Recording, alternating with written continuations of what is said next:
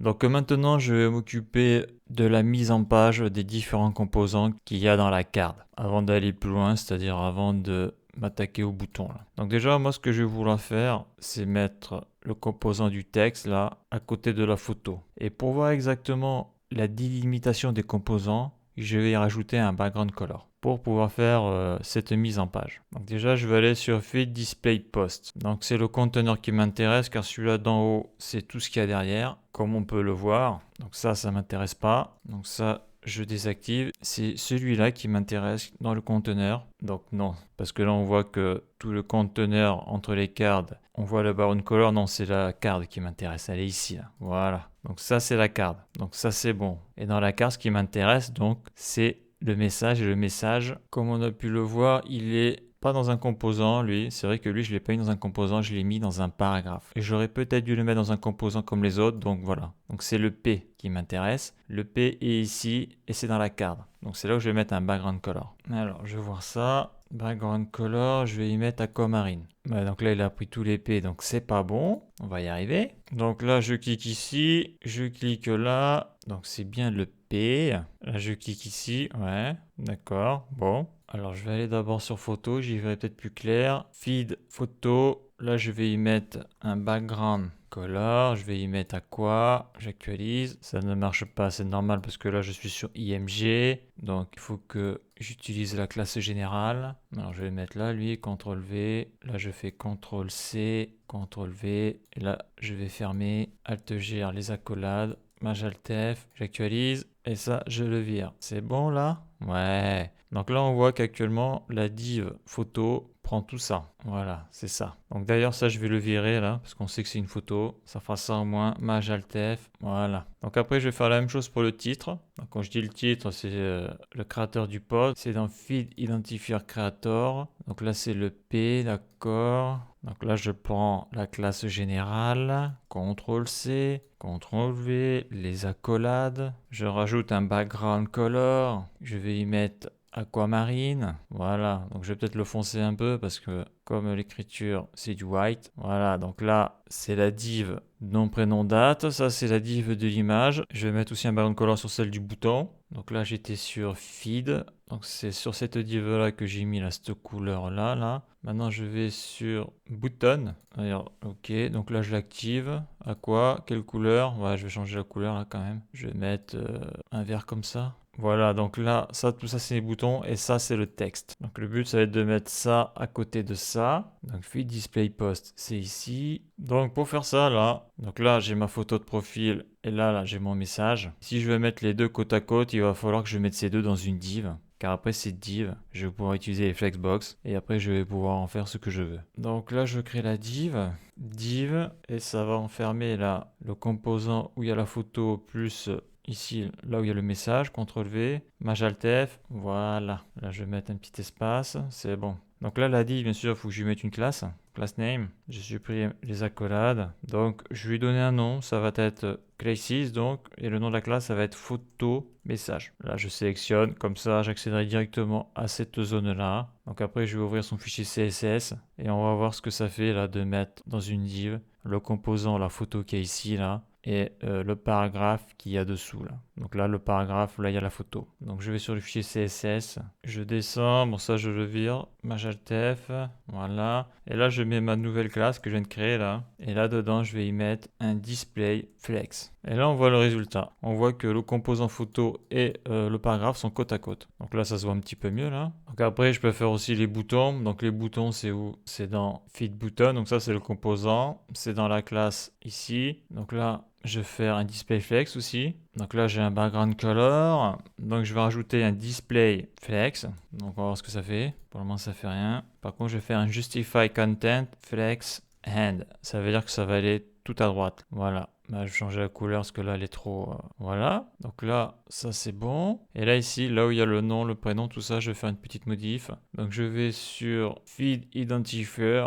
Ok, donc ça c'est le nom de la classe, CTRL C. Là ce que je vais faire c'est que je vais laisser donc le prénom, le nom. Par contre ici là, je vais sauter une ligne, je vais mettre un paragraphe. Je vais mettre ça à l'intérieur, CTRL X, CTRL V, je vais écrire poster le deux points. Donc ça, je vais modifier le CSS maintenant. Donc je sélectionne la classe, je sais si j'ai utilisé en classe générale. Ok, donc là par exemple, je vais utiliser le padding parce que là, on voit que ici, là, il y a beaucoup d'espace entre les deux. Là. Il y a trop d'espace. Donc je vais essayer de rapprocher tout ça là. Parce que là, on voit qu'il y a un padding de 10 pixels. Là, c'est écrit là sur la petite fenêtre là. Donc le padding, je vais le diminuer. Je vais mettre un padding. Par exemple, si je mets 0 rem, donc 0 pixels, on voit que là, c'est tout écrasé. Là. Donc je vais mettre un padding de 0.2 rem, 2 pixels. Là, c'est pas mal. Et après, pour décoller ça, par exemple le texte qu'il y a ici, là, pour le mettre ici, là, pour l'aligner avec le texte qu'il y a là, je vais mettre un margin left. Je vais y mettre, par exemple, voyons, 10 rem. Donc on voit que là, c'est trop, là. Donc je vais y mettre 9 rem. Donc là, j'ai mis 9 rem. Donc là, j'y vais à tâtons, là. Je vais y mettre 8 rem.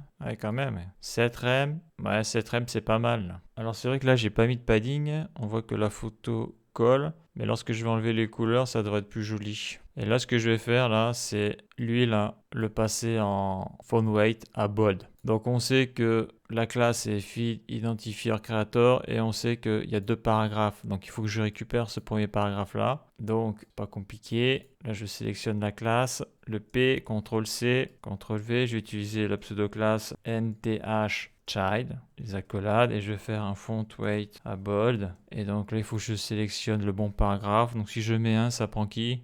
Ça prend le bon, nickel. Donc le résultat, c'est ça, c'est pas mal. Donc maintenant, je vais enlever là, les background colors pour voir un petit peu comment ça rend. Donc lui, je le désactive, voilà. Donc après, il faut que je désactive celui des boutons, feed bouton. Je désactive ici, CTRL/, voilà. Il me reste à désactiver celui de l'image, feed photo user. Je désactive, voilà. J'actualise. Donc là, on voit que l'image est légèrement au-dessus parce que là, on voit qu'il y a une marge là.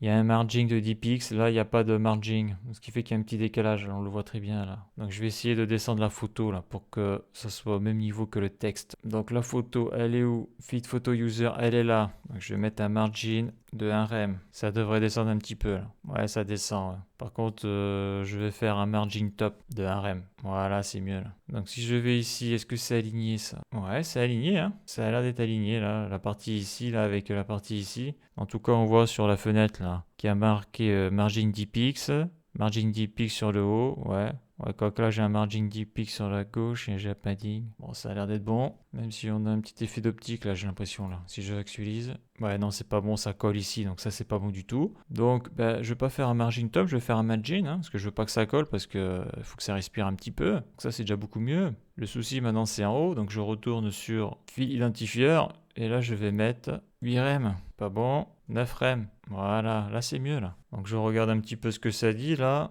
Bon ben voilà, c'est bon ça. Là je vais rajouter quand même du margin right pour décoller tout ça là. C'est trop près du bord. Et un margin bottom. Donc je vais sur button, feed button. Donc j'ai déjà mis un margin un peu partout, mais là le problème c'est le margin right. Alors margin right, je vais mettre un rem. Ouais, parce qu'il faut que ça décolle quand même. Voilà. Et je vais mettre un margin bottom. Margin bottom, un rem. C'est trop près du bord, en bas. Ouais, c'est pas mal ça. Et peut-être qu'ici aussi, là en haut, là, il faut que je décolle ça, là. Donc là, je vais aller sur identifier. Là, c'est le P, margin left. Je vais faire un margin top, un rem, 10 pixels. Quoi, chez moi, ça vaut 10 pixels? Ouais, non. Non, parce que ça me décale entre les deux, là. Donc ça veut dire quoi, ça? Ça veut dire que si je veux appliquer mon margin, il faut que je fasse un NTH child. Donc je vais le faire ici, là. Margin top, un rem. Voilà, là c'est mieux là. Donc après c'est subtil, hein, tout ce qui est CSS. Donc là j'ai la photo, là j'ai le texte. Ouais, c'est bon. Par contre c'est vrai que cette photo elle est pas au milieu. Alors je vais essayer un truc là, vite fait. Donc si je suis sur feed, display post.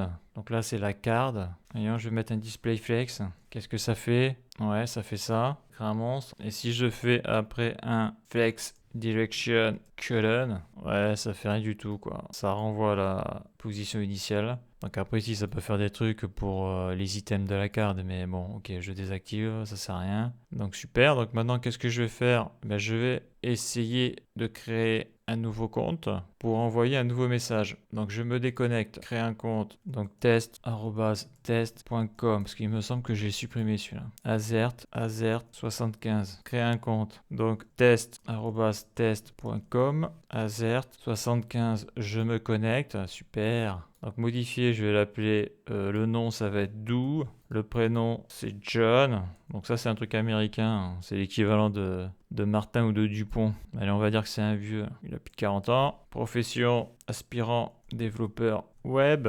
Donc mieux me connaître, je suis en train d'apprendre les technologies du web pour avoir les compétences d'un développeur web full stack JavaScript. Eh ben, j'ai envie de te dire bon courage. Là, je viens de choisir un fichier, je fais envoyer 4K. Super. Donc si je vais sur l'accueil, là je vais envoyer un message donc avec son compte. Salut, j'apprends React et le JavaScript natif et je galère comme un fou. Envoyer. Donc là on voit que ça fonctionne, hein. Il y a leur Zulu, tout ça, il faudra que je le modifie plus tard. Donc il n'y a pas de souci. Par contre là on voit qu'il y a un gros souci là. On voit que la photo elle a tout cassé là. Donc là je prends ça. On voit que la photo c'est 89 pixels par 50 pixels. Et là les petites photos c'est du 50 pixels par 50 pixels. Donc ça je peux le modifier avec le CSS pour faire en sorte que la photo ne dépasse pas le 50 par le 50. Donc ça je vais le modifier parce qu'on voit que voilà, suivant la photo qu'il y a, ça casse le petit design du site.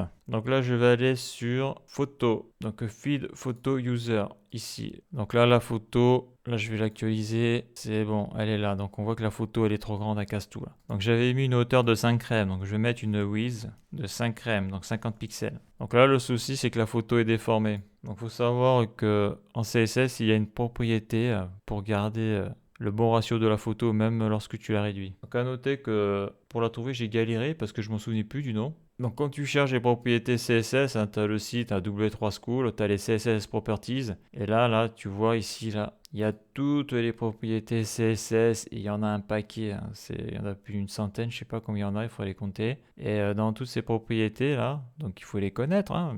À mon avis, il doit falloir plusieurs années avant de les connaître et de bien savoir les utiliser. Il y a celle qui m'intéresse, c'est Object Fit. Object Fit, suivant la value que tu mets, tu as File, tu as Fill, Content, Cover, None, Scale Down, Initial, Inherit. Et donc ça va faire quelque chose à la photo. Donc ici, ce qui va m'intéresser, c'est Object Fit Contain. Voilà. Et là, magique, la photo est réduite automatiquement. Et surtout, elle n'est plus déformée. Donc ça, cette propriété CSS, elle est géniale pour les images. Donc, mon petit réseau social commence à ressembler à quelque chose, hein. Donc, voilà le design. Franchement, c'est pas mal pour un début. Donc là, fichier utilisateur, bon ça, je vais pas y toucher, hein. Là, ce qui est bien, c'est que les boutons sont fonctionnels. Donc là, le design du site actuellement. Donc le nom, le prénom, postez-le. Bon ça, il faudra que je le modifie, hein, pour avoir un format plus naturel. Le texte. Donc là, je peux pas répondre à jaune 12 que le bouton marche pas. Modifier, je peux pas non plus. Et supprimer, ça marche pas. Donc là, par contre, dans la prochaine vidéo, ce que je vais faire, c'est que les boutons ne doivent s'afficher dans le post que si la personne a créé le post. Par exemple, là, je suis connecté avec le compte de John Doe.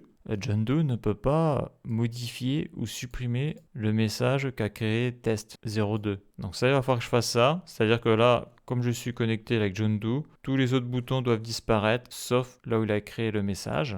Bien sûr, le bouton répondre, lui, je vais le laisser. Parce que là, s'il veut répondre à ce message-là, il faudra bien qu'il clique sur un bouton. Par contre, le bouton modifier va disparaître, car ici, c'est pas lui qui a créé ce message-là. Et le bouton supprimer va disparaître aussi. Il n'y a qu'un seul cas où le bouton supprimer va apparaître sur tous les posts, c'est si le compte utilisateur est un administrateur. Donc ça, je ne l'ai pas encore fait, mais si tu es administrateur, ou là je devrais plutôt dire modérateur, même si c'est pas toi qui as créé le message, vu que tu as un compte spécial, tu peux supprimer tous les messages que tu veux. Donc dans la prochaine vidéo, je vais faire en sorte que les boutons apparaissent suivant le compte utilisateur qui est connecté. Et après, je vais attaquer le bouton supprimer pour pouvoir supprimer des posts. Voilà donc la suite dans le prochain épisode.